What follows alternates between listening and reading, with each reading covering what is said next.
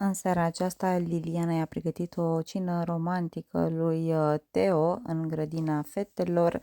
acolo unde au petrecut destul de mult timp și după ce au mâncat, au stat la povești, iar la un moment dat Teo și-a dat seama de un lucru, că el și cu Liliana sunt singurii care nu au dormit până acum împreună. Și i-a spus asta și ei, apoi a dat exemple, a luat fiecare cuplu în parte și a spus despre fiecare că a dormit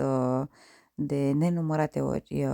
împreună sau cel puțin o dată unele, altele mai mult și Liliana spunea suntem cei mai fraieri, iar el a confirmat cumva, a zis că da, chiar că suntem sau ceva de genul acesta. În schimb,